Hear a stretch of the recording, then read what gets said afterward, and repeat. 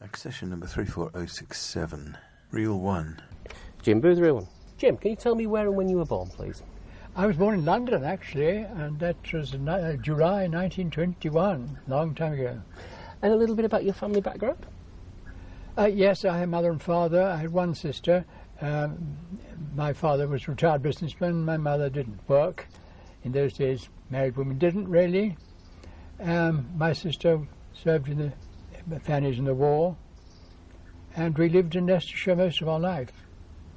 What about your education? Well, I went to Eton, actually. A wonderful school. I'm not going to have anything to say about it. Wonderful school.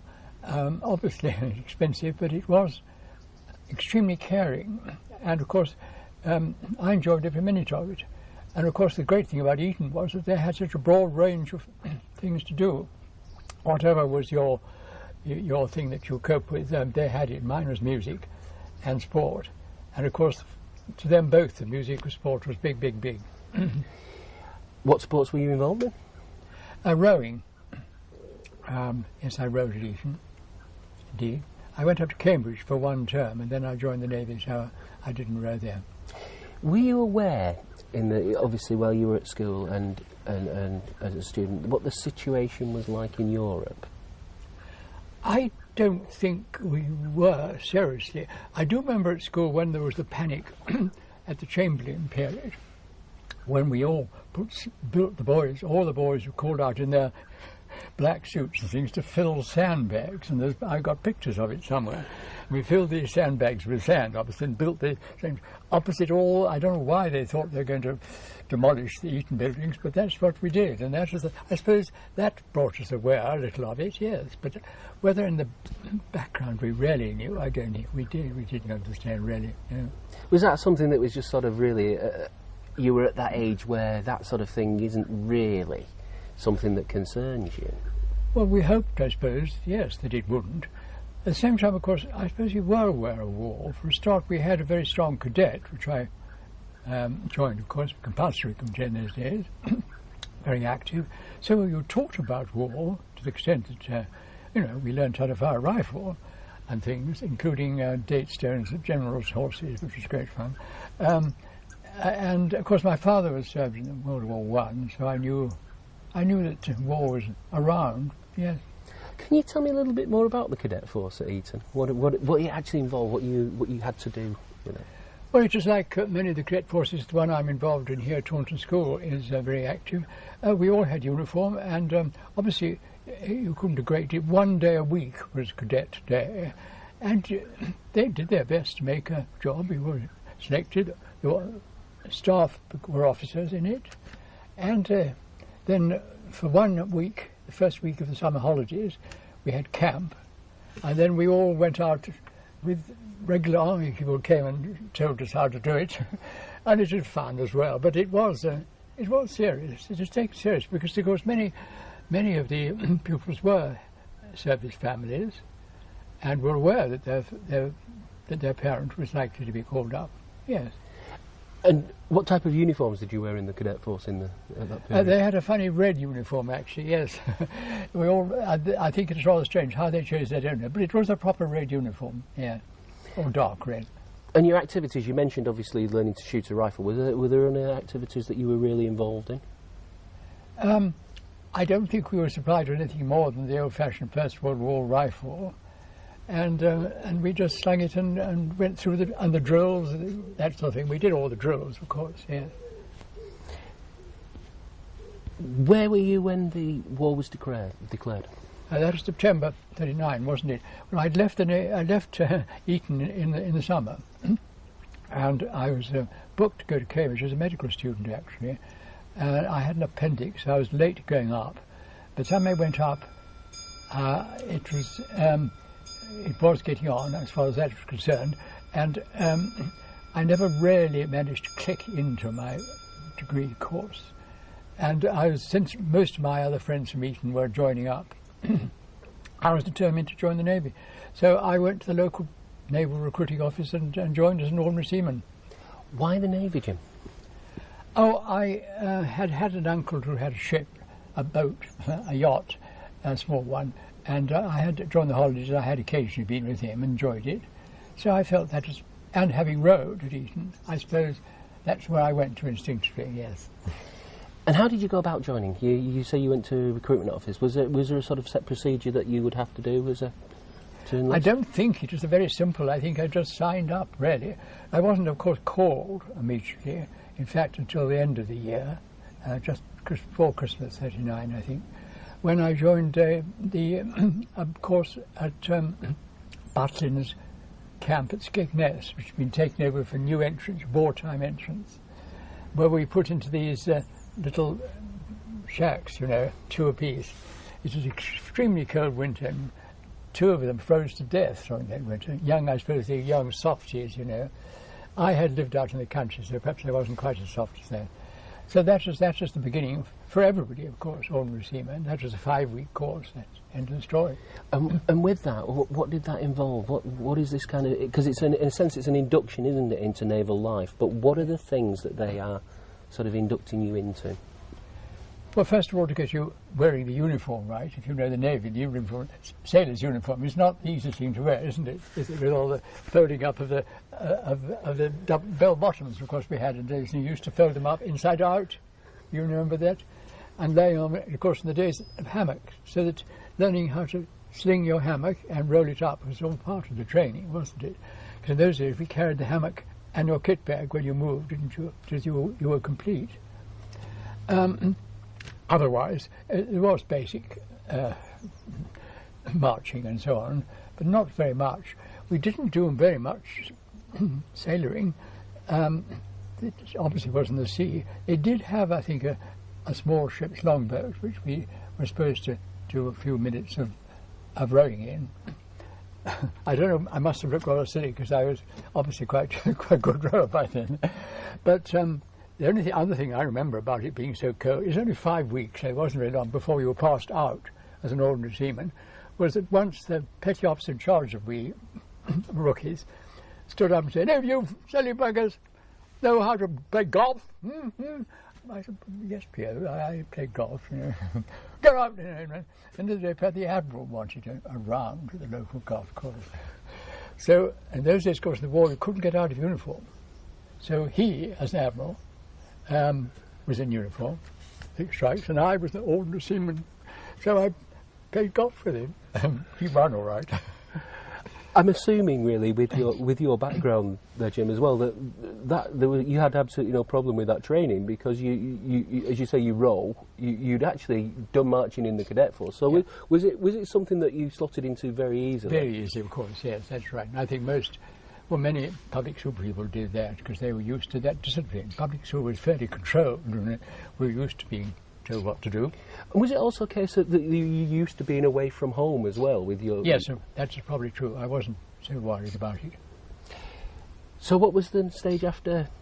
Was it HMS St Arthur? Where did you go after Skegness? After Skegness, well, after the 5 weeks before you were sent to the first ship, I went to HMS Hussar. She was a fleet minesweeper.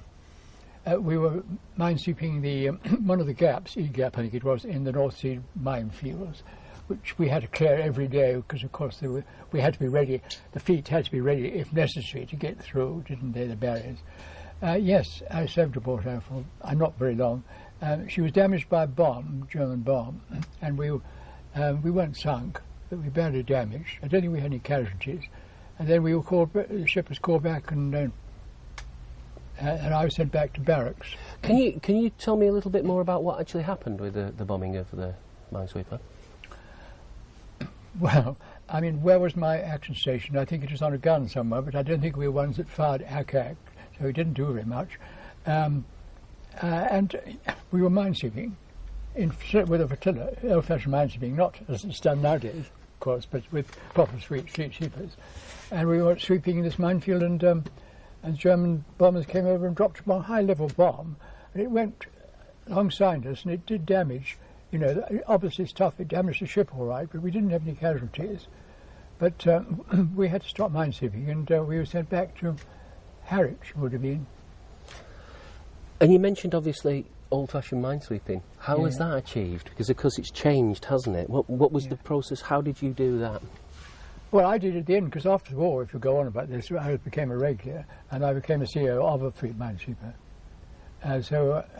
Well, in those days, of course, it was a position of flotilla of minesweepers, fleet minesweepers, put out their sweeps, usually to starboard, and they swept in echelon, usually 6 in abreast, and when they got to the far end, they would do what we call a blue 1/8, that's an 180-degree turn, sweeps the other side and back. The wires actually, we're talking now, of course, about moored mines, whether they're magnetic or acoustic or contract, but if they're moored, and you cut the wire and they come to the top, and then you used to have a fleet down there behind, or some who would sink the mines. So that was the simple way it was done in those days, and of course it was done right up to about 1950, and I did this exactly in the Mediterranean for Greek mines when I became a CEO of Fleet Minesweeper after the war. So essentially the minesweeper would cut the mine, and then you said something else would actually destroy the mine.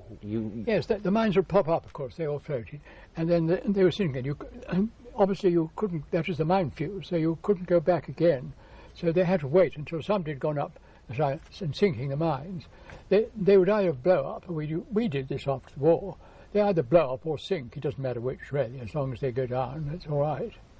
They've all got to be sunk, yes. Sometimes they would actually sink having been cut off, but as long as they're not floating, that's the point, because obviously they're direct danger then. And where were you accommodated on board the ship? Ordinary seaman's mess, I mean, on this first ship. Oh, it's a mess deck.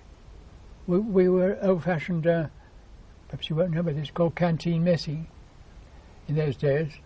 And later on I went to a bigger ship, more interesting ship, Kenya, which had a very interesting history.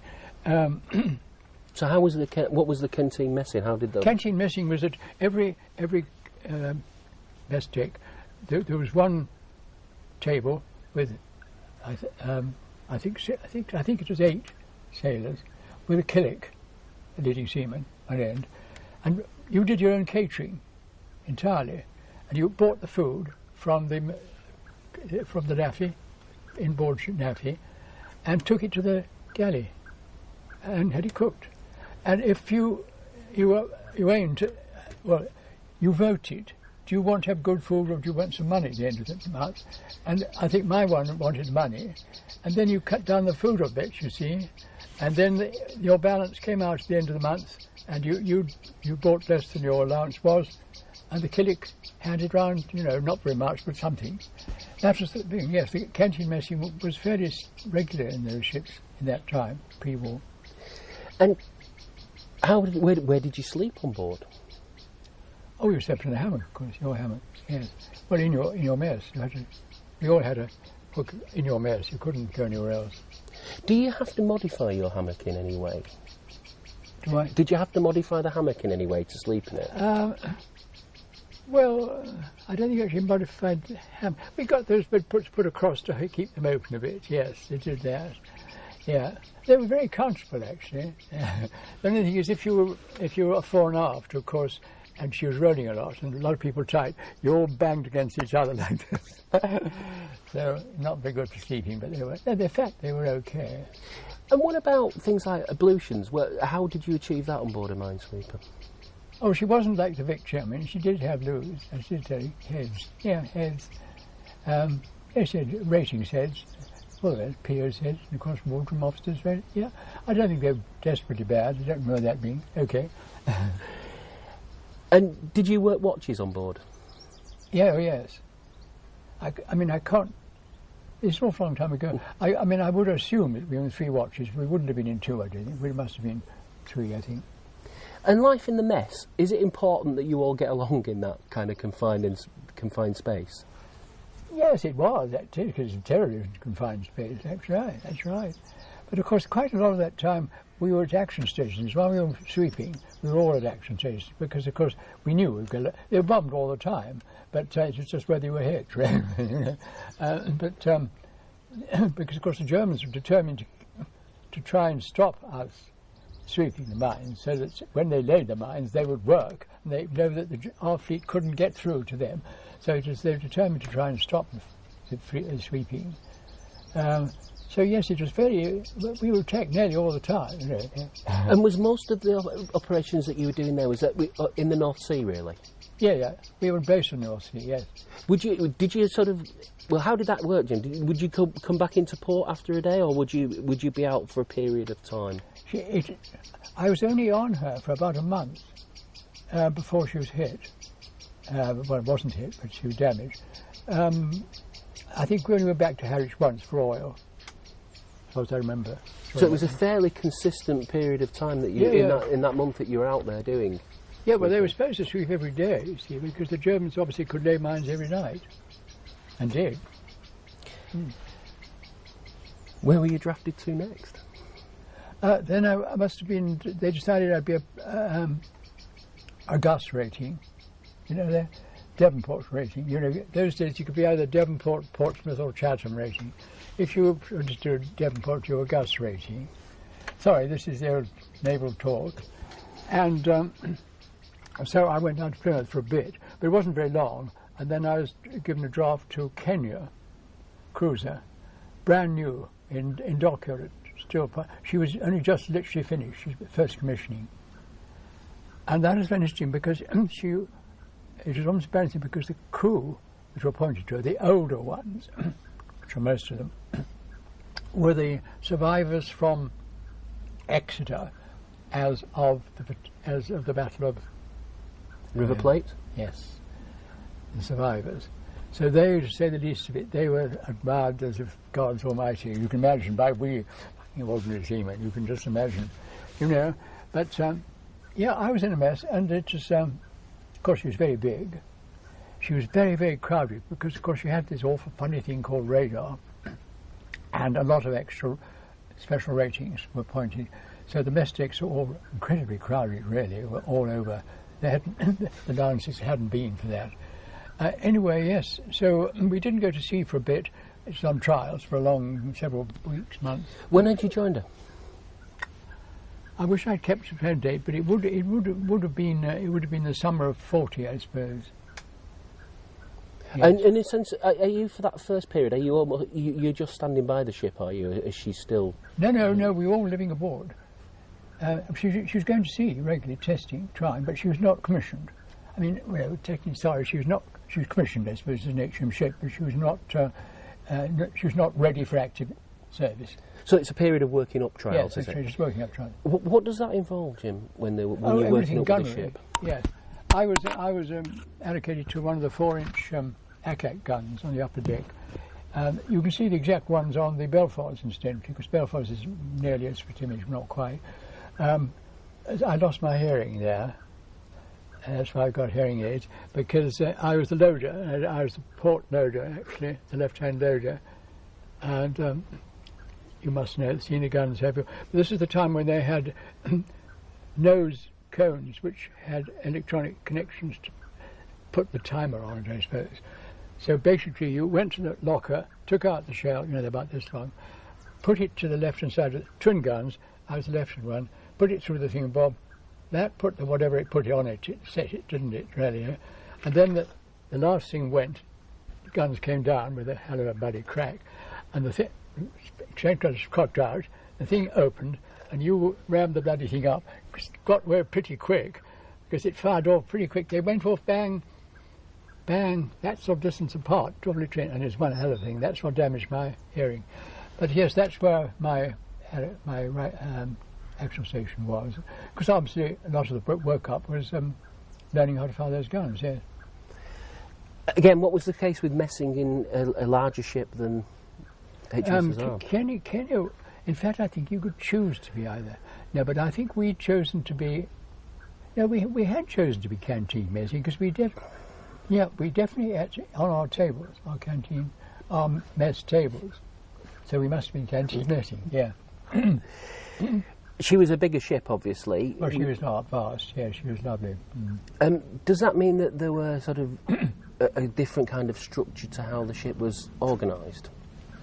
Oh yes, I suppose it was. Yes, I mean you had your divisional officer and that sort of thing, right up through. Of course, a four-stripe captain in command, Yes, everything very formal, because they were all then, of course, in those days, there were no R&VR officers, or if there were, they were still training or something. All the officers were straight stripes.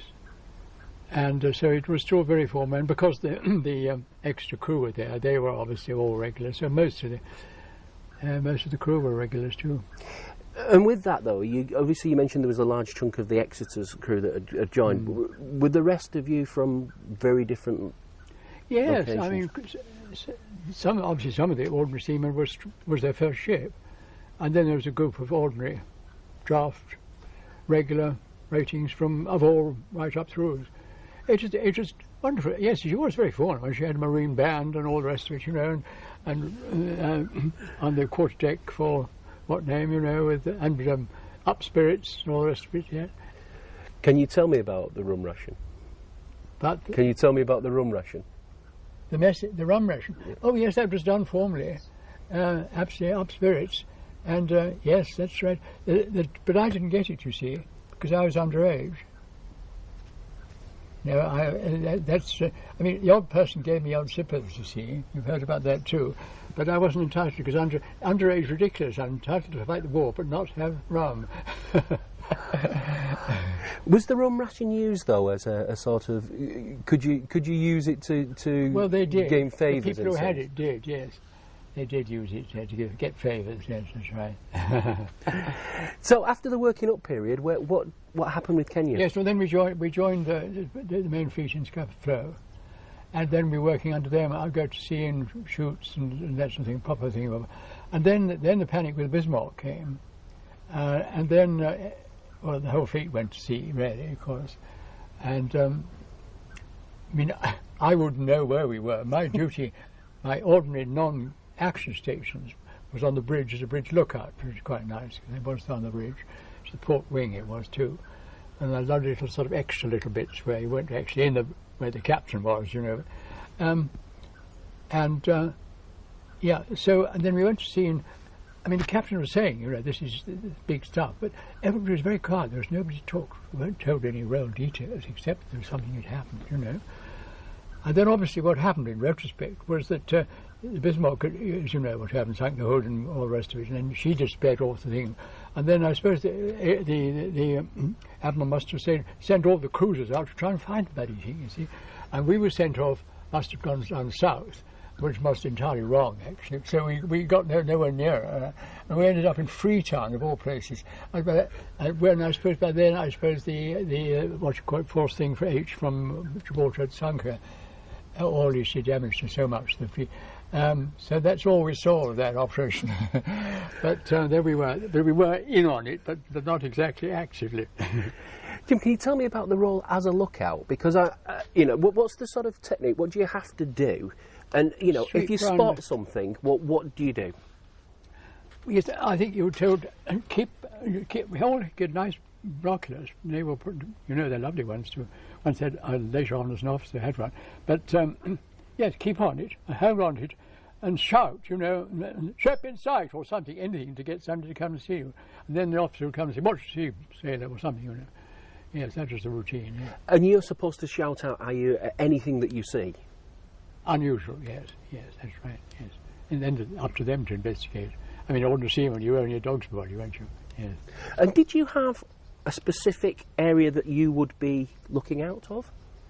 I think I must have actually, I don't remember this, but I think normally I must have been several lookouts on that side, so I suspect I was probably given 090 to, I don't know, 270, something like that.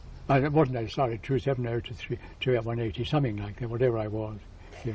And if it was a case of the ship going to action stations, would you leave the lookout's position? Oh yes, we went straight to 4-inch guns. Well, that'd be immediately if there was any aircraft fight. Yes, that's right. So you'd ended up in Freetown. Yeah. What was it like there? Well, it was only very quick, except of course also we were all in whites, because in those days there was no battle uniform. Nowadays they have this proper stuff, don't they? And then because they thought, I don't know why, because in blood would show rather obviously on a white, wouldn't it? And there was the canvas, you know, the naval had this canvas white, well, white canvas, tops and bottoms. And that's what we put in for for battle stations. That was the routine at that time. The people who were on guns. So we used that to go into Freetown. We came straight home, back into Blues, and by then we must have gone back to Scapa, I think, for a bit. I had already been put on what's called CW list. My division officer had, I think it was because they'd call around the seaboats out to take the PO and give some rowing practice, because there's a crowd of goons straight from the back streets from Glasgow. There's one old Etonian who'd been in an 8. So the PO said, have you rowed before? You have my name, you know. Well, yes, I did actually, to bet you know. So I suppose showed up. So because of that, I suppose he told the division officer that maybe that chap might be possible chap who might make a bloody officer or something. Yeah. So I've been on this. Then I was put on a little bit of a group, and we would talk to just for once a week or something, where we would see. We did a lot of time at sea then, just patrolling endlessly, really. And then once in Scapa, was it? I was finally told that yes, I had been improved. I was going to be thinking I was going for officer training. So I was sent off the ship. Can I ask about what it was like at Scapa when you were with the fleet? What was the conditions like at Scapa? Well, we went to a boat, and there's only one place, and you just beer drink in that place there, and nothing else you could do. That's right. You just waited for that, leave, and the boat to take you ashore. I've heard it was sometimes described as boring being up there. Yes, of course, actually awful, really. Yeah. Obviously, no girls or anything like that. So, what was the stage for you next? Were you drafted onto an officer's course from? Yes, I went King Alfred, HMS King Alfred, which of course was in Hove, you know, just the old sailing club, wasn't it? So when would that have been, Jim, roughly? I think we must have got into 41 now. Yeah, you would have been with Chasing the Bismarck. Yes. So So it would have been what, summer of 41? Yes, that's about it. It's a very short course, 5 weeks. We turned out from an ordinary seaman into. We've been given white cap bands rather than HMS bands, you know, because nobody had ship names on. They all had to be HMS only, didn't it, in wartime? So we were given a white one to show we were special, and shouted at by the POs and so on. And finally, after 5 weeks, and collected uniform, turned into, in my case, because I was still underage, a midshipman, RMVR, with red things. So I was commissioned as a midshipman RMVR, yeah. Accession number 34067, Reel 2. Jim Booth, Reel 2. Do you want to tell me the story we just told? When we were cadet at Eton, if you were very naughty, which I think I was once, we only had blank rounds allowed, of course, but you could fire the blank rounds at the exercises, and you could also, you people used to take dates, and when you sucking the date off the stone, if you rammed the date stone up the front end of a rifle and pointed to we used to have the generals being shown looking terribly important and managed to hit. It created quite a good sight. As the horse ran and the general panicked, and you were told off if they could see who had gone and fired it. Sorry.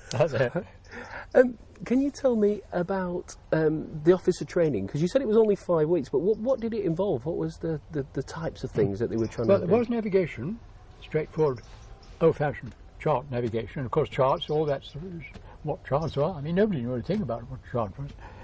A few did, but I mean, very few. I just did. I mean, obviously, ordinary naval officers' routine, particularly talking about how you behave in a wardroom, I don't know, this sort of thing, and how you put on naval uniform. I mean, they'd have to tell people that sort of thing. It wasn't very difficult for me because it's awfully like Eton uniforms.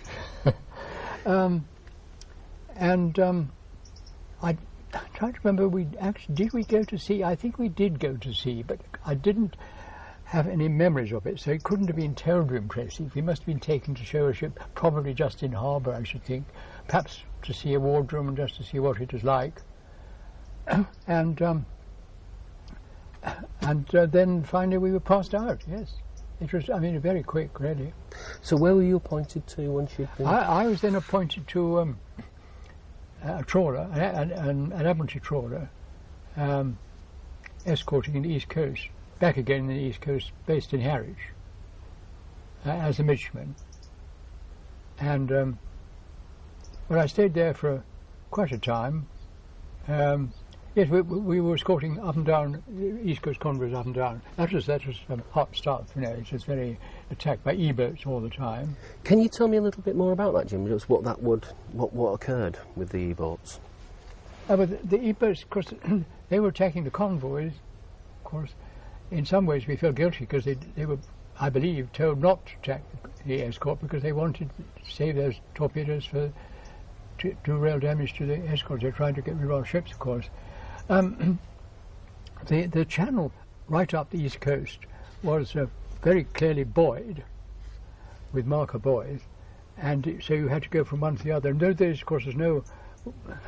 We did have something up there, but it didn't seem to work. We did have ASDIC, but there weren't, as far as I remember, ever any submarine scares. It was entirely from aircraft in the day and E-boats at night.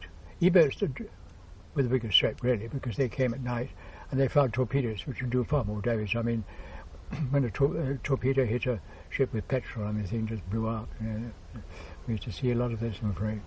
And what could you do to defend the convoy? What was the trawler armed with? Well, we were on either side. We had to try and fire to capture inboys, and we did fire, but I don't remember that we had enormous successes, to be honest. I mean, we fired at aircraft. But you see, we only had one, really, a 4-inch gun, it wasn't and then a pom-pom, and that thing up in bombing height. I mean, just pointless, really. So I'm afraid in those days, a lot of these escorts were awfully useless, really. I mean, it's supposed to be defence against submarines, but I mean, there weren't any submarines. Obviously, U-boats concentrate on the Atlantic, which was probably the right thing to do from their point of view. So you could provide a certain amount of defence? Yes, and guidance, of course, because we were supposed to be guiding, make sure they kept... It's just the boys' channel was swept, because, of course, they were laying mines all around and the channel. So that had been swept to the minesweepers. The small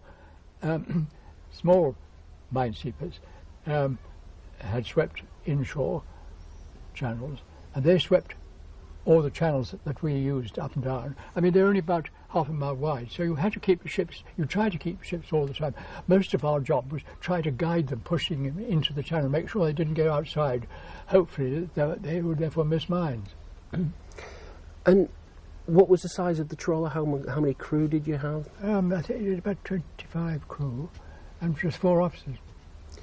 And where were most of the crew from? Were they... Most of them were fishermen, ex-fishermen, indeed, yes. In fact, when my job was payment, and most of them couldn't sign the signature. When you got the old-fashioned form, they had to sign a name, and then, can't write so, okay. I had to click there and put my initials, then I had certified that he had said that he had received the money, yeah, and give him his £2 something rather. And conditions on board? Well, they were pretty rough, yeah. I mean, the skipper, the captain and the first lieutenant were okay, because the captain had quite a nice cabin under the bridge. The first lieutenant alongside him, a smaller one. That is going to be exactly the same what I ended up when I was here after the first war. Then the other in the wardroom, there was only one cabin, and so they couldn't provide me with a cabin. So my bunk was one of the coach things in the actual mess, the wardroom. Well, the wardroom was only a tiny little thing, really. So I couldn't go to bed until everybody decided to pack it up, you know. So I had to keep my bedclothes underneath in the cupboard there, so that wasn't very comfortable. Later on, just towards the end, they did manage to get a conversion of the cabin so it would take another bunk, and then I got a bunk there down. We did watch and watch. That's say 2 hours on the bridge. I usually used to back up the captain, and he would be thinking, it was so bloody cold at night that somebody had to go back into... There's a little sort of chart table at the back. You would get in with a little tiny electric fire, you know, and warm up a bit. And the other one would just guide the ship for a bit. And with that conditions on board, how was it for the crew? What were they? Well, they were pretty crowded, as you say. Yeah. Obviously, we gave them every freedom when we had a few. Luckily, in those days, of course, there's one little thing called boiler clean. You probably know about boiler cleans. It's a bliss for anybody with a ship with those sort of boilers, because I mean, you couldn't go on. You had to come into harbour and have the bloody thing done, and you could go on and leave. You know, that was that. So they did get some leave. I mean, I was one of the other sub. Yes, I later became a sub, of course. It's automatic promotion, and we bought a car for £5 actually at Morris 8. So we went up to London once or twice in this car and stayed at the NAFI Club or something, and did what we wanted to do, you know. And with the East Coast operations, were you based in specific ports when you were? We were based in Harwich only. We were a collier, coal ship. So we had a coal, that awful business coming to harbour. First thing we did, of course, had to do coming to harbour. We always had a coal. Would everybody in the crew be involved in that? Actually, the coals, I mean, there was a thing which tipped it in for you, and then they had a crew from them who did actually shovel it into the things a little bit, but the crew had to sort of stop it from going all over the ship, and then there was the big wash afterwards. So the crew were involved, because until they'd done that, I mean, there was dust everywhere, you know. Yeah. And what was the name of the trawler? HMS Hussar, HMS Halcyon, I think it was. No, Turquoise, get it right, because I've served in so many of them. Turquoise, yes.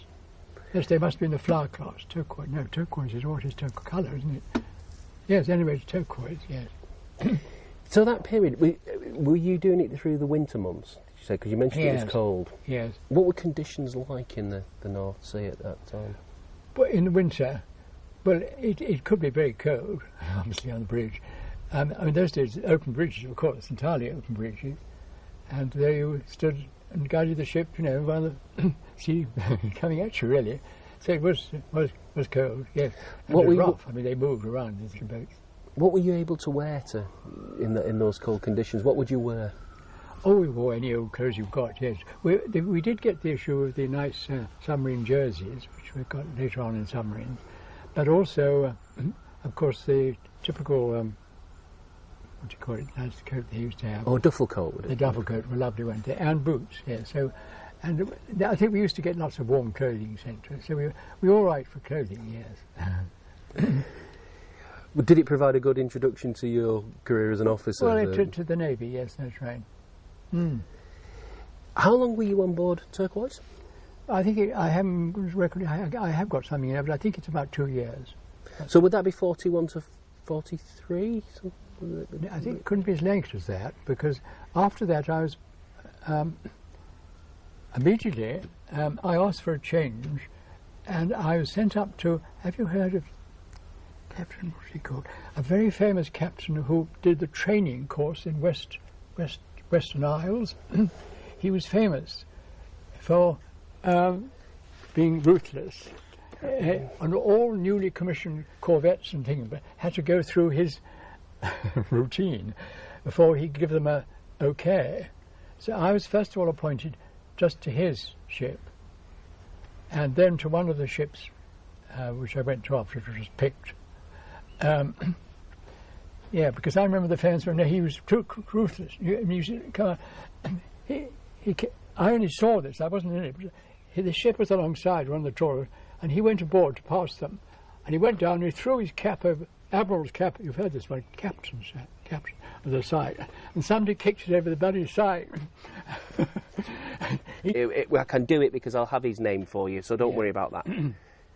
Right. So you've been appointed to essentially the depot there in... Yes, it's a very short time. It is a ship. I can't remember, he had a ship there, in which one of the Western Isles, wasn't it? And I was there, but then he pointed me to the new to a ship. It wasn't a new one, it was Pict. And she was going back out to West Africa. So I went home on leave, of course, and got the white gear. You've got to go through the gear, get your white gear. And then we went out to Pict, and I was on her for a year. What type of ship was she? She was an AS trawler, an Admiralty AS trawler, and built by the Admiralty, not an ex-fishing one. She was nice, but quite small, quite slow. And I learned a lot of navigation there, because the CEO was R&R, as you know, and they were all ex-merchant navy. And he'd been with Blue Funnel. You know, Blue Funnel are very strict. He used to tell them, you know, he did all the navigation. He wouldn't let any of us do it. I was technically appointed as navigator.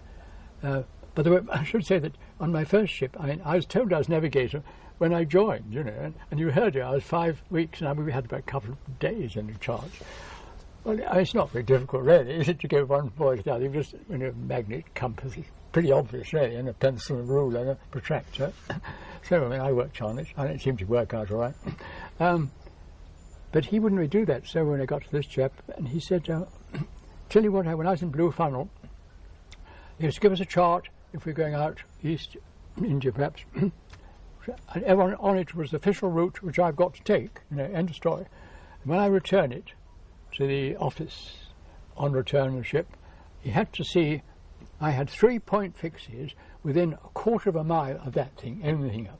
And if there was anything more than a quarter of a mile away that line, that direct line, I wanted a full written explanation I'd have to give. And so that's how strict they were to keep an exact course. You weren't allowed to deviate at all. So he navigated, but we did endless ocean patrols.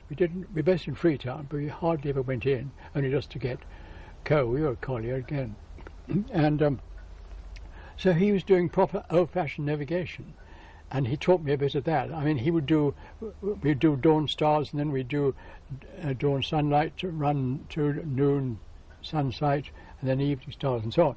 And he'd go through it all and let me see how to do it, because I mean, I had learnt about it or seen it in the book, but I hadn't actually done it. So you'd had no practical experience until that point? Well, not of doing that, no. I mean, actually, even by then, I don't think it was done other than by various special navigators or the officers, because it's quite a complicated procedure, really, isn't it? Have you ever done it? No.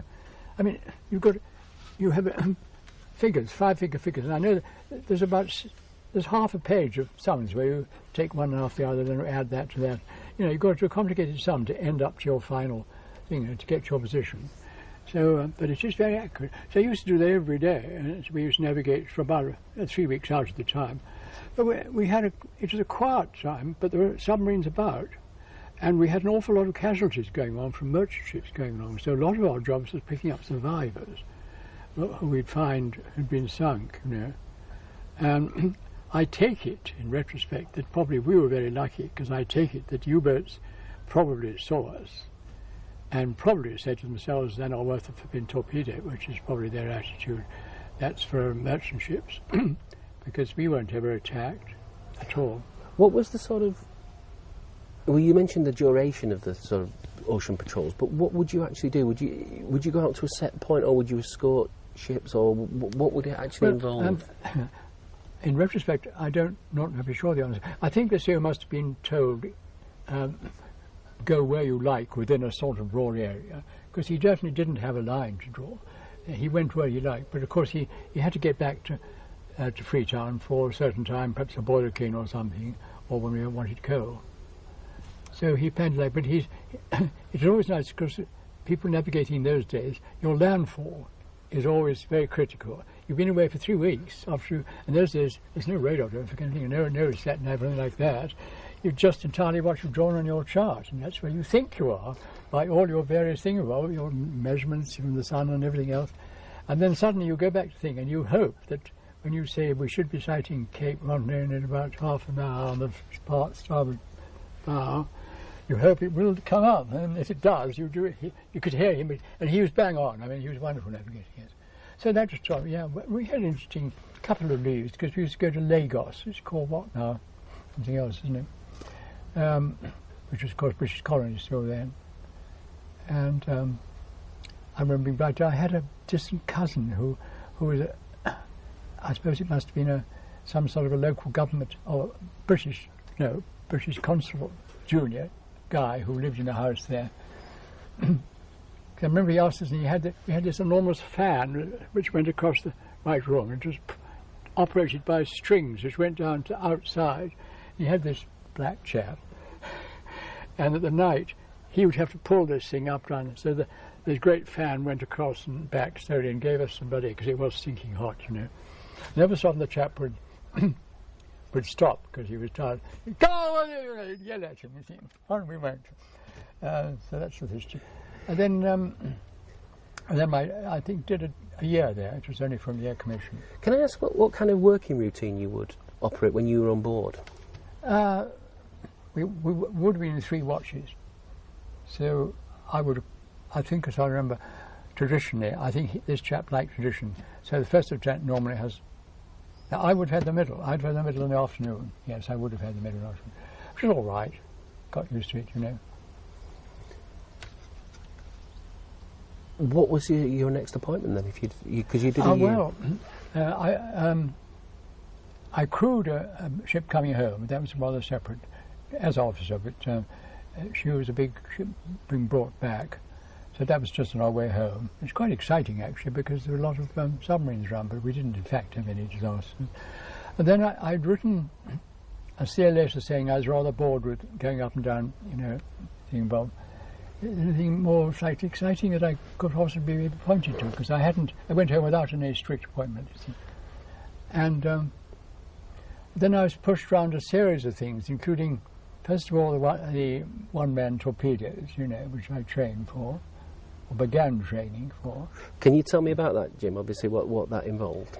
Well, that involved mainly going to testing your diving ability, because that's important that you could stand going down fast. You know, the pressure is either some people just can't cope with a quick change of pressure. It's to do with the Eustachian tubes, isn't it?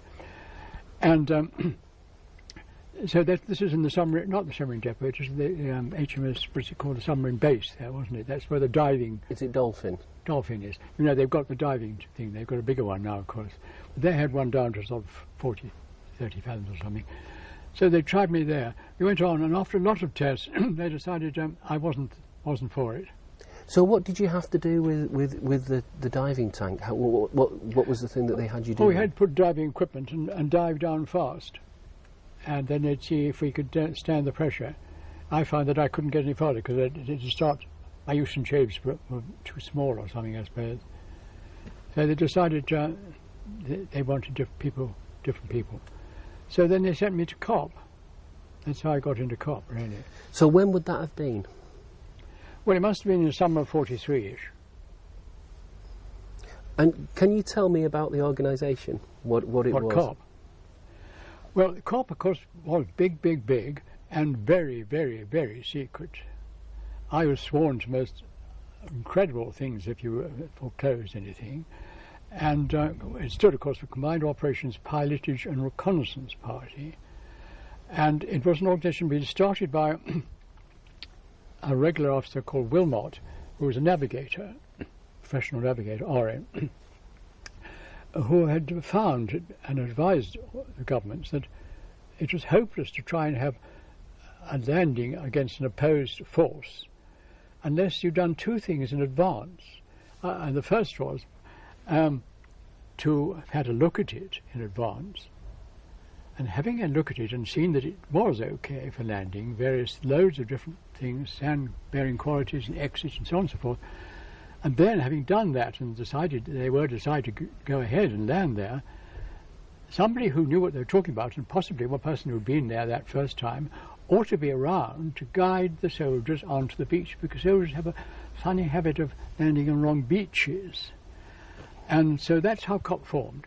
Well, I mustn't go on with the long story of them. They had operated before I joined them in North Africa first, and then in Sicily. And then, of course, came the big one for Normandy. Can I ask, obviously, though, when you joined, a little bit about, you know, what you did when you arrived and the training that you were involved in? Yes. Well, the training in COP was was complicated. First of all, because up to date then, the way that COP operated was through big submarines, canoes, and swimming suits for Northern Riders. We had the proper deep sea and swimming suits. So that what happened was that you went aboard a submarine with your canoes, you went 5 miles out, night, surfaced, took out the canoes. Each officer who was in charge had a paddler, 2-man crews only, paddled ashore. The paddler kept paddling, the officer swam ashore and did what he had to do, either recce or, recce. The naval officer, we had sapper officers, that's engineer officers with us, one of them. If it's a sapper officer going ashore, looked at the beach gradients and the exits and all that sort of thing that the Army are interested in. The sailor looked at the gradients of the water's edge, because of course if the gradient is very shallow, it means that the poor soldiers are chucked off the front of the landing craft when it hits the sand about half a mile out, and half a mile to struggle through 3 foot of water with all that muddy knot on their back. So we wanted to know all those features. Our training first of all was to do that. But then big stuff came through, because this chap Wilmot had been in touch with the High Command for Normandy invasion, and it had made clear that it was absolutely hopeless to try and do this with big submarines off the Normandy coast, because Germans by then had pretty good radar. Not probably as good as ours, but certainly good enough to pick up big submarines. So, forget the big submarines. Well, just then, luckily, in a way, the first generation of X-craft, the X1s to 9, had this successful operation against the was it in Norway? Turpedes, yes. And come back. They'd had their casualties and all the rest of it, but they had, 2 of them had effectively got the charge under the thing and broken her back. And then, of course, they planned something else. Well, by then there was a new generation coming up, the 2s, and they were still being training, and they were developed, the 21, 22, 24s. But so Wilmot pressurised, because COP at that stage had ultimate first priority for any goods that we could ask for. He said, surely the answer is, rather than big submarines, let's have mini submarines too. Then we haven't got to have canoes. It cuts out one operation.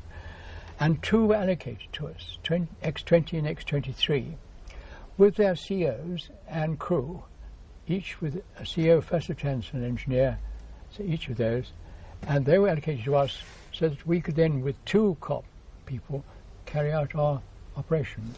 Would you still use the canoe? No. Canoes at that point forgotten. That's why at that point we realised we ourselves. That's to say, sorry, I had already been allocated to COP 9, which had been allocated to 23X-23, and the other we allocated COP 20, COP 1 had been allocated to the thing. So we, actually there were about 20 COPs and the 10 crew, had decided we had to train together with the 2 submarines. They were made available to lock Striven. A very lonely lock there, in a house which we were allowed to take over. And there we spent the winter, the autumn and winter, desperately learning how to do COP work out of an X-craft, rather than what originally we'd been thinking about, out of a canoe and swimming. So how did that differ then? Obviously we're working with an X-craft. What was the sort of training when that you you had cut out everything? Obviously you work the submarine, but you cut out the canoe entirely, and the swimmers swam ashore. The X-craft came in quite close, and the swimmers swam ashore. With that, obviously, can you let me know a little bit more about the suit that you would wear, your swimming suit? C.B. Gorman, you remember, was the big name in diving suit. They made these suits. They all had to be made to measure. We'd all had them made to measure. They were theoretically dry suits. They did tend to leak inside a bit, but they were theoretically dry suits. They were not beautifully made, but they all had to be made to measure, and you could swim inshore. And so basically the naval training for that was that you swam ashore and then you paddled backwards. Of course, you did that anyway. That's what we originally did. You see, paddle backwards with a complicated gear, which involved a line which you took on your right hand, and having put a thing in at the water's edge, and you paddled backwards with your flippers, and the other hand you had another measure which you dropped down. You could measure by hand how deep it was, and you scribbled that on a water pad on your left hand arm. You see. So at the end of the day, what you say, you've got a list of distances from the sea, from the shore, and depths. Obviously, given that to the bottoms back home, they produced the gradient, didn't they? So that's what the naval, apart from other things like see whether there's what the bottom was and that sort of thing.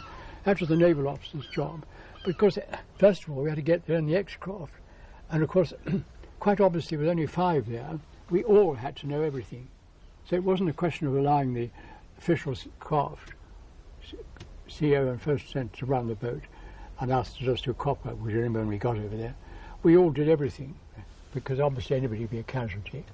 So the whole of the autumn was learning exactly how the boat works, because I mean it's just new to most of us, and the CO himself was new to the boat. You see, so we were all new to the boat. So we were allocated to 23, and then we actually made our home of it. Well, no, we lived aboard still.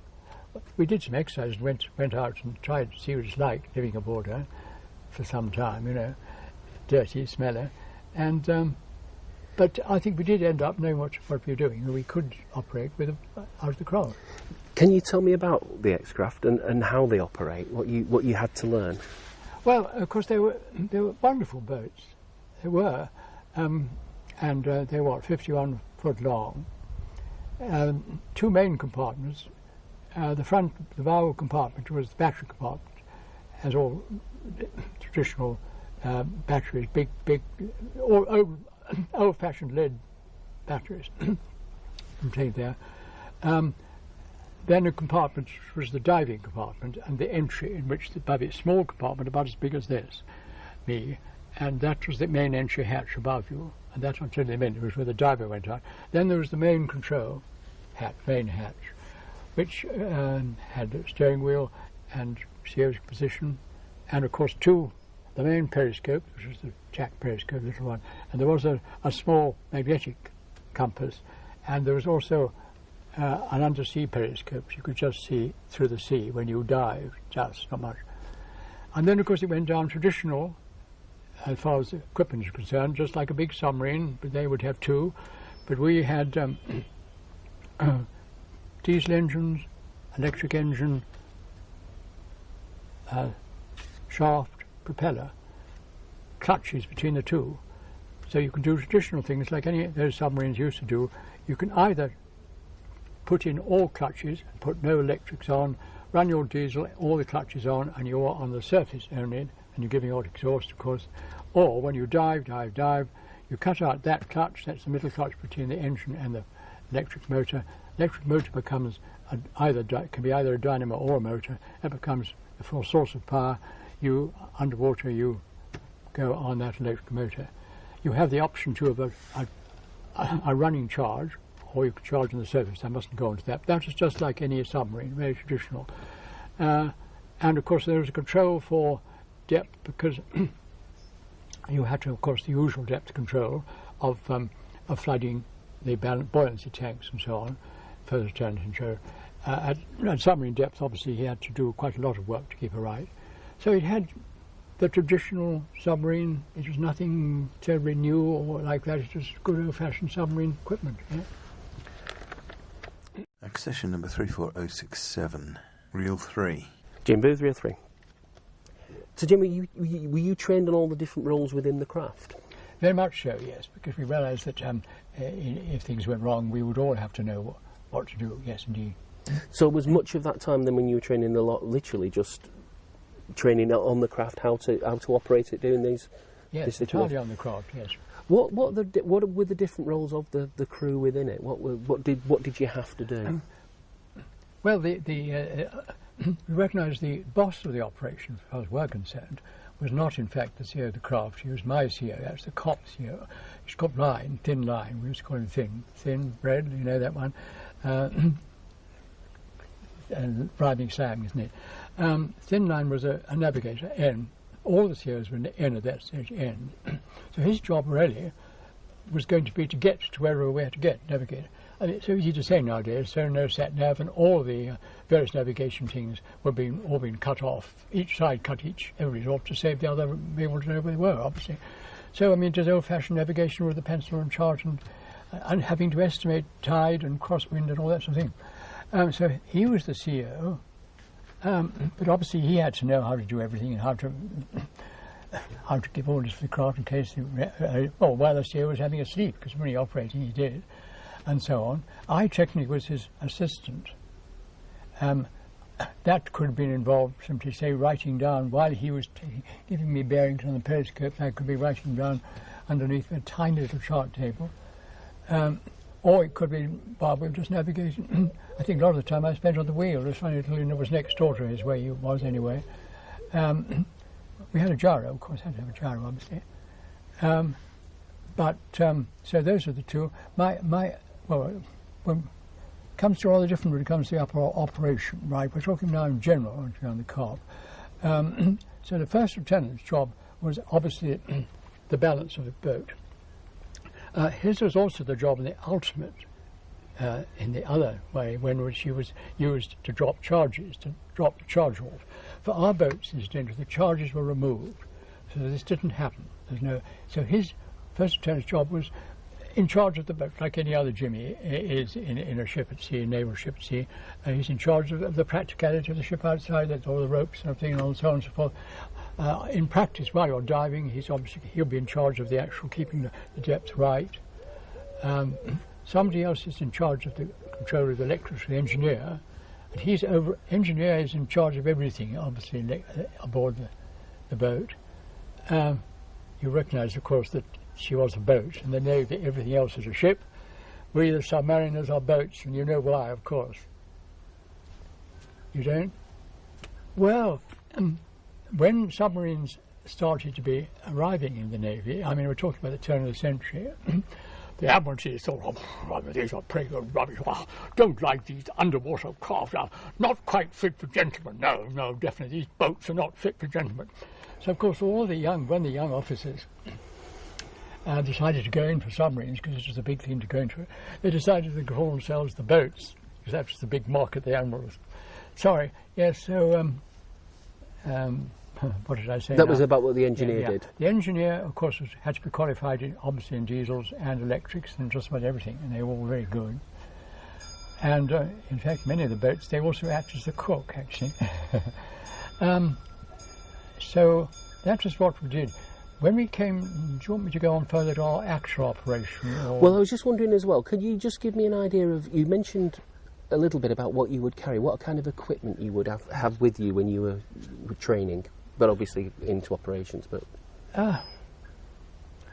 Well, obviously we were practicing with a chart, and there was very little other equipment. I mean, obviously we took down the equipment to work out whether the little cooker did work, and that's how it was just one little ring that went off the batteries, actually, and a little kettle. We lived on baked beans most of the time. So otherwise we used the boat's equipment. I mean, that's what we trained for, really. And what about your equipment when you were training to do your beach reconnaissance? What you mentioned, obviously, the suit that you would wear, but what would you be carrying with you as well? Well, for the reconnaissance, I should say that I didn't do a reconnaissance. The other ex-cop did a reconnaissance, X1, X20 at Cop 1. In that was the boss, Wilmot. He was the S-cop of that cop. And his E-cop, that's the sapper officer, was Scott Bowden. We heard the name Scott Bowden, who died very recently. I went to his funeral. And so he did a recce. He did one recce in X-boat, another one in fact, in a motorboat. MTB went across in. I think that Admiralty got panicking about losing E-boats, X-craft, after that one. But anyway, he would have taken, swimming ashore, he'd have taken his various reels to measure these depths, as I'm talking. He'd also taken an auger thing, which can take a sample of the sand. I think he's on record having left it in the sand before you know that one. And he hoped it would never be found. Of course, it was found, as you know the story, by thank goodness, a good French patriot who hid it. So he must have been horrified when he... So anyway, but my ex-craft, X-23 with Cop 23, Cop 9 was due to do a recce in craft, and it was cancelled. Security reasons, they panicked. I think they also probably knew, quite honestly, they knew enough about the beaches, you see. And really, they then decided these two marking operations were far more critical, actually. Because, of course, since we had to go due south, across the channel, didn't we, both craft to get to our place. On the east and west tide, of course, the tide up and down the channel is flooding and ebbing, is, of course, east and west. I mean, it's a nightmare for a navigator, really. And there's very variable rates of tide going. Every sailor knows this who go across the channel. It's all right nowadays, they've sat now, they just kick it, you know, but this was quite a challenge to get. I mean, a totally improbable challenge to give to a soldier in a small landing craft who hadn't got any equipment anywhere, and were therefore likely to land totally. And I mean that the lesson of Dieppe, by the way, had been learnt. You know, the Dieppe where we had this sort of disaster was exactly this, where we did land, unfortunately, on the beach. And we wrote also, and there's nobody there to tell them what it's like, and security is bloody awful. Apparently the Germans knew exactly what date, what hour, what minutes we were going to land. So those are the things to be learnt, and we learnt. And so the thing about the navigation was that we had got to have somebody there, both ends of our beaches. The eastern extremity, which is 23, is allocated, because east of that is the estuary, of course, and east of the estuary is rocky. So if a whole lot of soldiers landed there, I mean, they'd be totally cut off from the main force. They'd probably be eliminated quickly. In any case, they probably could hardly manage to get off the beach because of the rocky exit. And of course, the other end, you're onto the American beaches, which is the last thing you wanted to do too. So the two X-Corps allocated these both ends.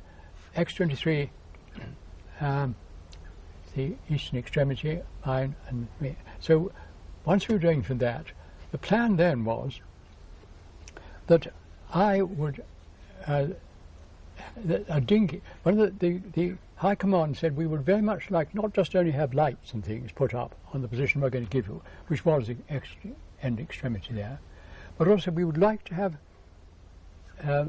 one of these, what they call a line, we're on line, you know.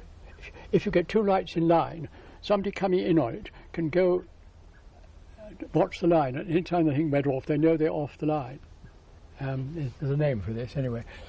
So they would like to have us to put up two lights a little bit apart, and that would require a separate dinghy.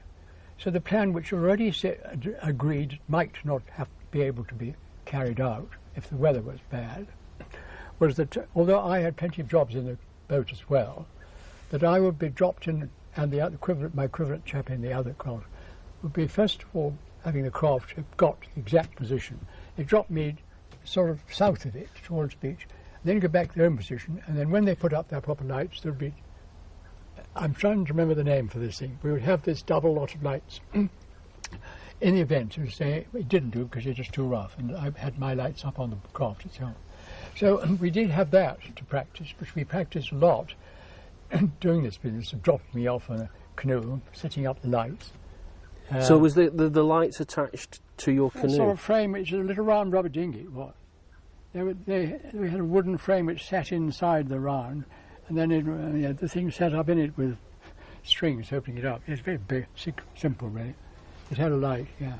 And what colour were the lights? Were they a specific colour? Well, mine I think was white, but on the main craft there was a coded light. There was a green if the navigator, that's line, was assured that he was in the right position. We were given these two positions, obviously our position, and we didn't know at the time why that position was. I don't think any of us did. Line may have. I mean, Line told me the date of D-Day 24 hours before we left. That's the secrecy. Thank goodness. I mean, it was like that. Of course, there's this question of the DD tanks. And the position was that far off the beach that it was safe for us not to give the game away too much, but at which was the first time when the DD tanks should be allowed to swim out of the front of the landing crafts, to risk their doing just what happened to the Americans, and fill up with water and sink and be lost. Because of course they had to be first, because if only that had happened to the Americans, our plan was that the DD tanks would get out first on the beach, then the soldiers would think, and then if there was any small arms rather, these tanks would soon make rubbish of them. And in case the soldiers would come up behind the tanks. And that's what in fact happened. I think there was very little attack actually, but the tanks were there and we lost. So that was the position. We were given this one position we had to get to. So everything when we sailed, of course, was based on getting to that position. Can you take me through that in as much detail as possible, Jim? Obviously, you know, from sailing, from hearing about the operation, and from sailing and to executing these tasks. The actual operation now. Yes. Well. Because we were, all the officers and all the crews were based on the submarine base in Portsmouth, and I and Line, we all had dinner in the mess, And the officer said, and the rating said their dinner, and very secretly we went back, and quite secretly we decided to go, we had all ready, got our gear, and we went on the next craft. We planned to do this because this was 4 days before D-Day, and it was still, you know, any whisper to the Germans would have been critical. So we sailed dark, and we picked up a trawler which towed us through the Solent and just south of the Isle of Wight. And both of us together, actually, well, not in the Bernsey, but quite near. We sort of waved each other goodbye, the two boats, I mean. And then we were on our own. Line had a very carefully laid plan, because of course at night we could go on the surface if we wanted to, and the day obviously we always had to go submerged. But we managed to stay on the surface the rest of that night to get down as far as we could to the edge of the minefield. The minefields are the ones which we'd laid, and which are the ones which were going to be swept literally the day before the actual D-Day, as you know, by the big dozens of feet minesweeping flotillas, which did it quite brilliantly, of course. And that we had to go across on the surface, and therefore we had to go across at night. So we had to work this out. It meant that there was a day in the middle where we had to sort of wait on the surface, really going rather slowly. Then in the day, we did that and went across the minefields at night on the surface, by motor, of course. And then we were near the beach. And then Line, he ended up by being about 4 miles from where he thought he might be. Then he he had, and I had asked me to learn, we'd learnt by heart and the series of things we could identify from the chart on the coast, towers and church steeples and things, you know. And he was brilliant. At the end of the day, he got himself exactly where he knew he was, and then he moved until he got himself to the exact position where we were told to be. He checked once or twice that it was dead right, and all was fine. At that point, we then bottomed. First of all, we anchored, which involved me. That's what I would think. I would probably been steering some of the time. I would have had to dip from the upper deck and drop the anchor. We had a rope anchor, rope cable, and a CQ, one of the new CQR anchors instead of, they were brand new at that time. You know, the ones with the, and I chucked it over the side, and then we bottomed, which is one position for knowing our position, because then we've got the position for absolute security. We can't, no tide can ruin us. Having said that, of course, you can see that from submariners, it's a hell of a dangerous position to be in, because you're totally defenceless, really. If somebody had seen you and come along and started firing depth charges at you or something, you couldn't surface, you couldn't do anything, because you were anchored. You were absolutely buggered, really. But anyway, it's all right, it's worked with us. So, and then there we were. So then we sat, having done that. We had to wait out that day, obviously, in the bottom. Then that's the next night, would have been the night where we surfaced at this special hour. And we had this incredibly basic little radio with a bit of string, almost, cable that went out and hung onto the, you know, the upper deck. The CO held onto this thing, which the voice pipe down, tied up in there, and tried to get, they fiddled it. Finally they did get the message in the end. They thought they got it. The second time, I think, they sort of read it. Yeah. What was it? You know what it was, don't you? Well, I hope I can remember it. Oh, for Padfoot. That meant it was for us. For Padfoot. Trouble in Scarborough. That's all it was. And that meant it's postponed for 24 hours. We went, oh, bloody hell. Because it was getting cold and smelly and dirty and mucky, and we were funny and fed up, you know. So we had to go down, sit on the bottom, and make the best of it, make some tea. Where we slept, by the way, was in the battery compartment, which up forward. It was just 6 foot long, about 8 foot, I think. So each was in turn, used to get half an hour in a sleeping bed. There's only one sleeping bag, so we had turns of this sleeping bed. Got very poorly at the end of the 5 days. But so we had our turn up there. That's right. Well, then during the next day we did surface. We surfaced to periscope depth. I mean, only on anchor, of course. You see, quite so. Double-checked our position. That's when Lyne got a bit panicky about the gyro, because he was thinking there was an error on it. But after a bit of time he convinced himself there wasn't. Anyway, so we went down, and the original position was he was quite sure that it was right, when the gyro was definitely right. He'd had some bearing and he knew it was okay. So then we came up, and that's when in fact we were looking on the beach, and that's when we, you've heard tell, he must have been looking for the beach. He said, bloody hell, look what I'm seeing at these Jerry Punkers, they're on the beach there, look, playing football, come and look. So we always had a look, you know, and laughed ourselves, think they don't know what's happening tomorrow, do they? If it's going to be tomorrow, which we hope. Well, that's what it was. And then, of course, at the end of that day, we bottomed again, and then we came up at the usual prescribed time, and then, goodness, bang on, we got the message it was on. When was the decision taken that you weren't going to use the dinghy? That was taken, I think, when we came up, when we looked at the day. I think the seer had said, well, it's pretty rough, also. And also realised it had been postponed because of bad weather. And it did look, when we surfaced, to look at it by periscope, you could see it. So I think he decided that, I mean, it's fair enough, because I was rather looking forward to it, actually, you know. But it would have been, it had been very dangerous, because they'd had to up anchor, you see, and lose the position. What they would have had to have done was put a buoy. We got it there, we practiced it, put a buoy on the rope cable, take off the anchor. It was rough, it had been quite a job to do on this little boat, it really would. And then take me in the dinghy, drop me off, that's all right, I just dropped the anchor. Then they've got to get back and pick that bloody thing up again.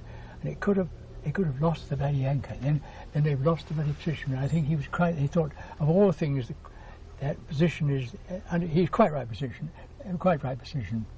sorry. So he decided, no, sorry Jim, I'm afraid we're not going to do that. So I was a bit sore, a bit sorry, but anyway, that was it. Yeah, that decision was made. So then the rest was straightforward, really. I mean, we surfaced at what the time they said, 5 o'clock or something. It just allow us time to get up before the children's G-Day. Lyne was desperately worried, because the gyro was then definitely not working. But he was convinced that he had been right, and that's why the choice, he put up a green light, and the green light was to say that he was sure that he was on the right position. He took a bearing with a magnetic compass, so it all tied up, so he had every reason to be sure, really. But the gyro was absolutely, it was 25 degrees out. I don't know what had happened. The engineer desperately was trying to get it right. He was the specialist in that too, but we just couldn't do it. So then we put up all the lights, and of course I put up my lights on the stern of the X-craft, and we put them in lights, and so my light did go on, so I was there. You know. So that was it, really. Did you see the ships coming in? Oh yes. Well, the first thing we came, of course, was the RAF. It's absolute silence, of course. I mean, that was petrifying for us. There we were, you know, not many yards off the bloody beach, and nobody in sight, and no help in sight, and we had no radar to get back to anybody, nothing at all. And nobody around there. But suddenly the RAF came, and then they did their stuff. They went pounding up and down the flipping beach, you know, and pounded it. And then silence again, they went.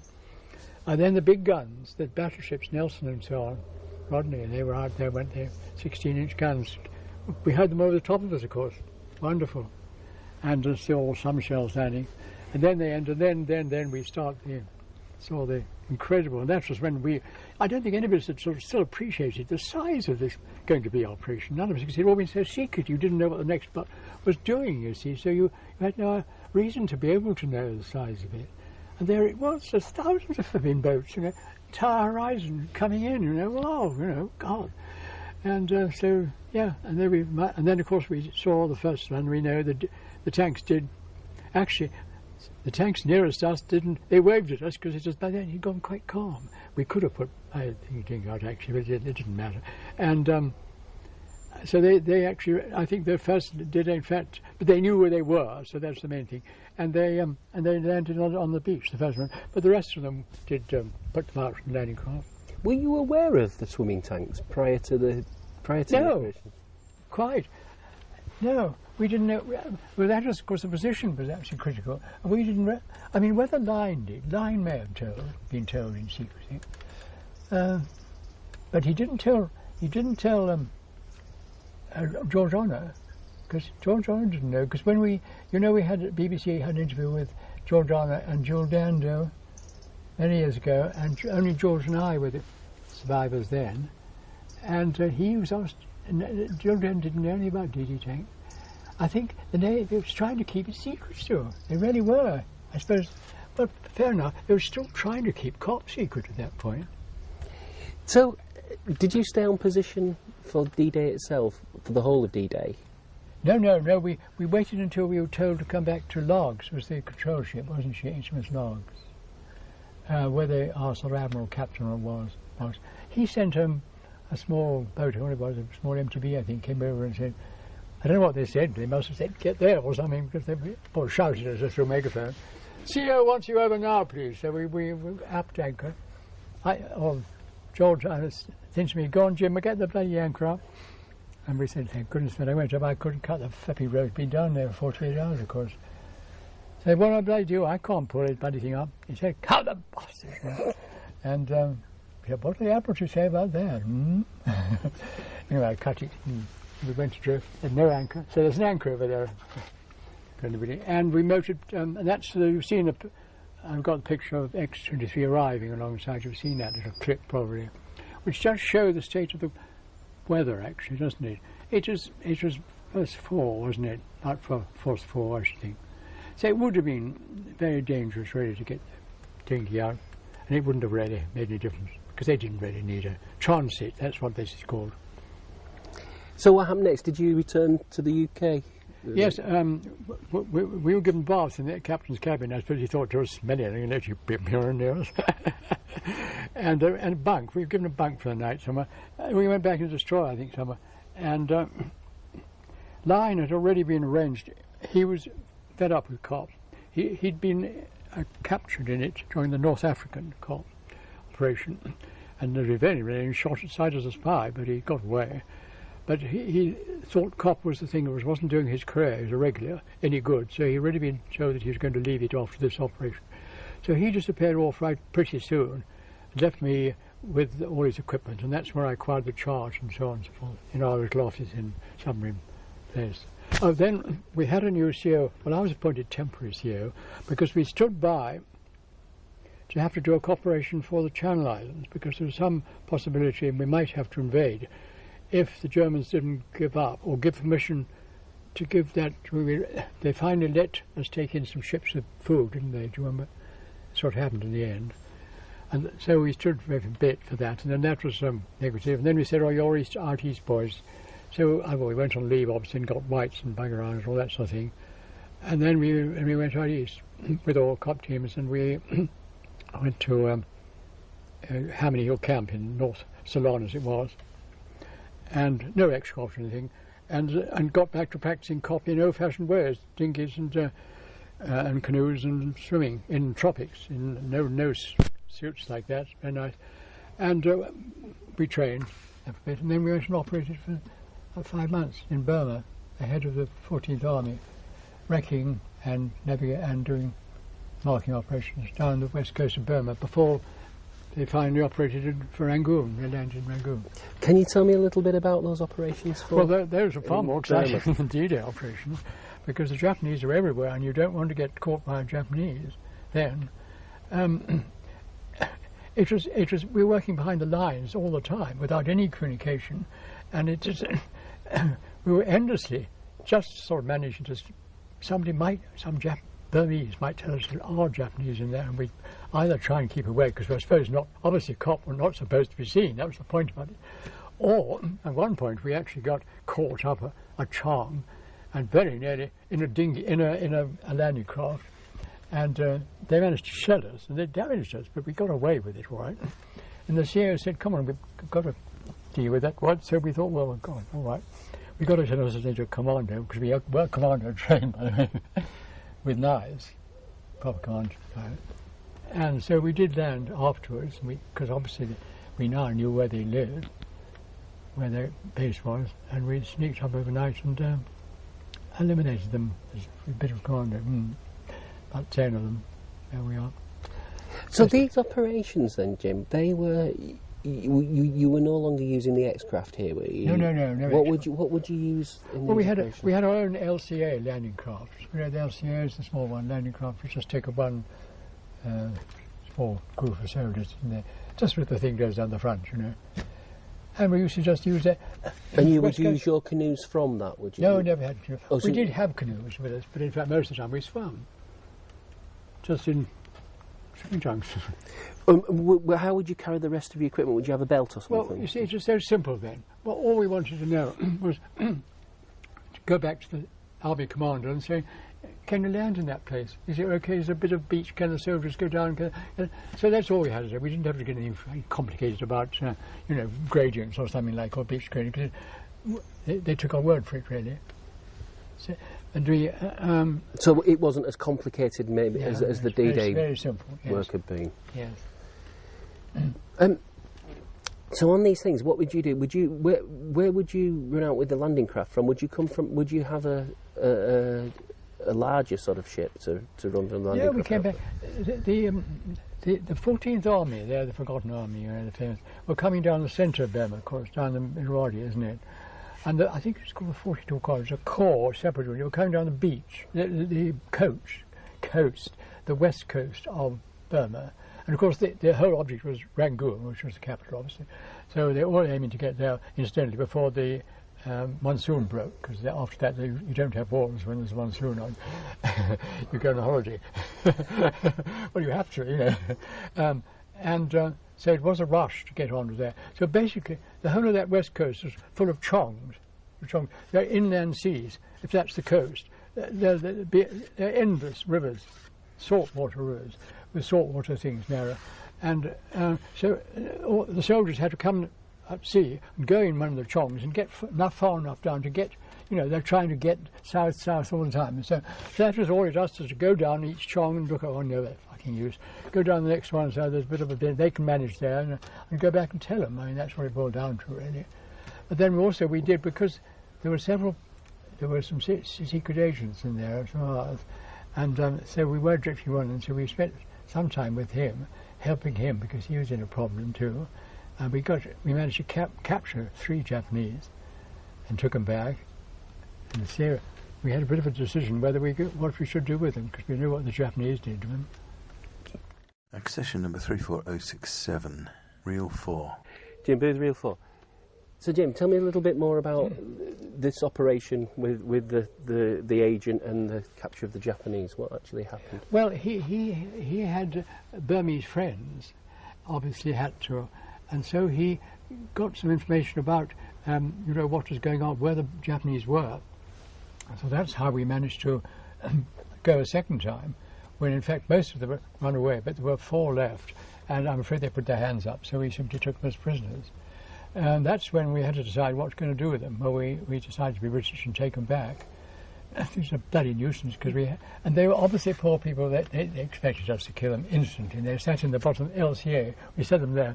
I think half the time I was told to point a bloody rifle at them. Poor buggers, they were totally shivering, because they assumed we were going to shoot them. We took them back.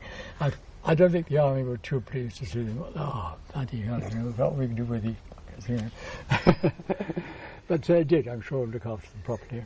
So with the Japanese, because you mentioned that other incident where you eliminated them, but were the Japanese in sort of isolated groups, really, at that stage? Yes, totally, because it's a jungle. This is Burmese jungle, and you can't see 20 yards ahead. You just forge your way through. And, yes, but we took our commando knives there in case. We take them to I've got mine still, of course. We had a story about that, I'll tell you afterwards. And I managed to get mine back after all this time. I took them to Normandy too, because to go back to Normandy, of course, the ultimate problem could have been if it had been postponed for another and then cancelled, because there was not another window of tide and moonlight, which is all dependent on how they'd chosen it, for nearly a month, I think. So we'd had to get back or do something. Well, the craft wouldn't be able to make it. As it worked out, we had no gyro. And, there's no way you could hope to get some, but they'd almost certainly gone a minefield, because they wouldn't have swept the mines. So the plan then would have been, or had been definitely, we'd have had to sink the craft in deep water and swim ashore at night and be commandos with our commando knives, and we found the French resistance somehow and hoped that they would hide us, you know. So that's why we took our commando knives first. So mine does say Normandy. I had Normandy 94 put on it, because it did genuinely go, and then it also went to Burma, yeah. And this other case with the Japanese, you mentioned it briefly, obviously, that when you had to eliminate them, were they? What was that? What was the situation with this group? What were they doing? I don't really know. I mean, they had a gun. They'd fired a gun, not a rifle, a proper gun with shells in it, you know. We were in a landing craft in this Shong, and we'd gone further up it to try and find a landing craft, a landing spot to fire. And as we'd gone up, of course, they'd overfound us. And we realised, bloody hell, we can't go back past that again. So we had to hurry get down. And we saw we couldn't go out at night because we couldn't see it. We knew there were rocks, so we knew we'd have to hope to rush it at day. So we did rush it at day. We got close in one side, then made a mad rush, and luckily they missed. They followed hopelessly, so we got by the corner, round the corner. That's when we decided we ought to deal with them. Good for the CEO, because he wasn't really supposed to do that, actually. I think he didn't put in his report, actually. Technically, cops are not supposed to carry out aggressive operations. Really interesting stuff, Jim. So, in actual fact, you mentioned the CEO wasn't supposed to carry out that type of operation. No, I think he could have argued that he had to do it to help us to get away or something. That was probably his sense. But anyway, I suppose I'm glad he did. It's the right thing to do. And what did you do? Did you sneak up on the position and find where they were? We surrounded it, yes. Well, we got somebody to tell us where the position was roughly, but I mean, we still had to find it. We surrounded it, yes. I mean, just commander's style, and then we just got up and went in. Shot, yeah. So, you mentioned, did you do a reconnaissance of Rangoon at all? Did I do that? The reconnaissance of Rangoon towards the... Yes, we did. We did a recce of Rangoon, because that was quite serious. I mean, much bigger, because that was no longer a Shong, that was a proper beach. We did both teams. We did a recce there. There was no problem, because we apparently came back, to be honest, and say it's a lovely, lovely sandy beach. You know. And then we went in advance and did guide them in. Again, how did you do that this time? Just went with our LCA and netcom. I mean, again, it wasn't very terrible. We think we stayed motoring around offshore, one either end, and with a big flag up, and they saw us. I'm afraid we hadn't got anything terribly complicated.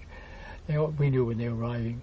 So there was, I take it really from that element, there was less of a problem with the Japanese than there had been really with the Germans about being spotted in the same way. Yes. Well, the Japanese. Well, you see, the thing was that that when we finally did the invasion of Rangoon, they'd actually left the night before. So it was an unopposed landing. But I mean, they'd probably known. They probably realised they were going to be. They'd got everybody out quickly. All the ships had gone.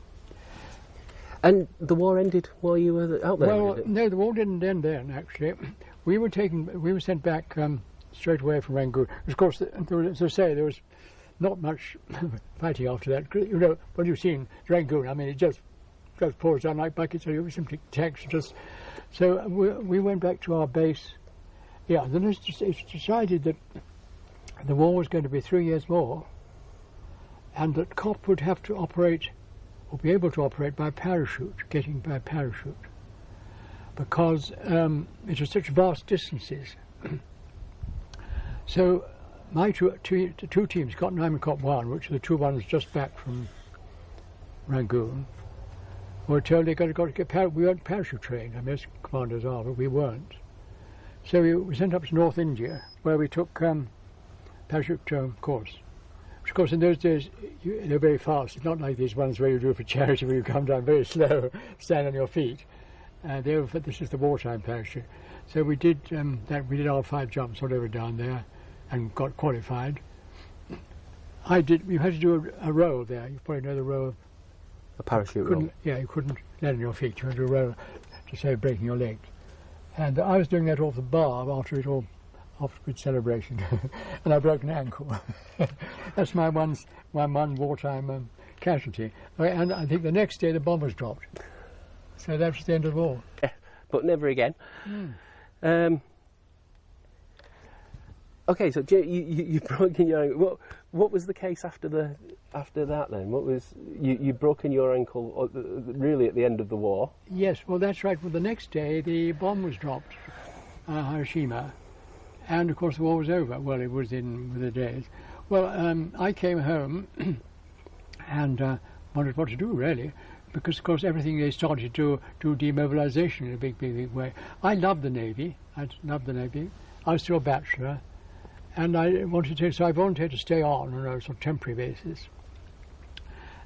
So I was sent out to Jib, and then to the Med, and appointed to a fleet Danlayer as captain. I was lieutenant then, and then I had very nice, really, 2 years. We were with it was the 19th it was big, doing it the way I described. The old-fashioned ways, of course. Then these were German minefields in the Eastern Med, in the Aegean, northern and middle Aegean. So I did that for 2 years. I mean, we'd operate there and come back for boiler cleans to Malta. Of course, in those days, Malta was still an odd battleship there occasionally, and so that was really the end of my Navy career. No. So you'd volunteered for a 2-year. I volunteered for a long time, and then actually during the 2 years, the Navy had offered permanent commissions to a group of people, about 100 I think, and I applied for one and got one, so I became RN, thick stripe, so I changed to thick stripe, became a regular, and did my 2 years there in that ship, came back to England at the end of the 2 years. I was appointed to a rather lower ship, a converted ML, to do magnetic mine sweeping in the Thames Estuary, which we did. We cleared a flotilla of those. We cleared the entire Thames Estuary of magnetic mines. So were they still in position after the war? They were on the bottom. They'd been dropped. They were bottom dropped, aircraft dropped. Germans dropped them by plane. They just go to the bottom of this, where quite shallow water around the Thames Estuary, on sand. But they were still alive, very much. And when you've been out in the Mediterranean, though, was that more set minefields? Was that the ones that the Germans had set? Moored magnetics. They were moored. So you cut, as I described it, you cut the facility went round and cut them, and they come to the top. And our job as Danlayers, first of all, was to lay a line of dams, first of all, for the sweepers to go up, the lead sweepers to go up, to know that you were in swept water. And then we had 3 Danlayers, and then one of them was going up the line of swept mines, popping at them and sinking them. And their job was to get them sunk before the team came around and came again. But that was, as I say, that was German minefields that they'd laid throughout the war, was it? So they were actually set ones. I take it with the magnetic ones, they were just individual mines that they'd dropped. Yes, you mean in the Thames Estuary? Yeah. Yes, they would have been. Yes, that was a definitely. They were laid magnetic fields, they declared this. And of course they gave us the charts, the Germans gave us the charts, so they were dead accurate, so we knew exactly where they were. They were just a block of mines. They swept up perfectly efficiently.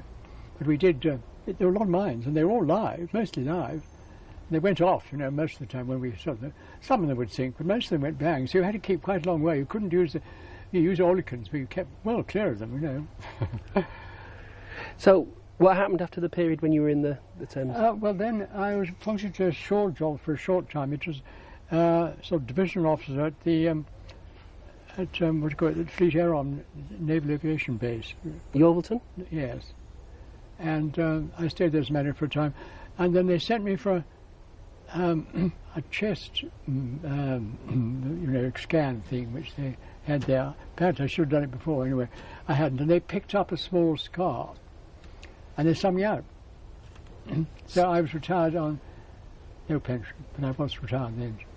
So when was that? When were you retired, roughly? Well, the war ended in 45. This must have been about 48, mustn't it? 48. Yes, 49. Something like that, yeah. So, well, can you give me a sort of a feeling for what you feel now about having served with the Royal Navy? Oh, I think it was one of the best time of my life, of course.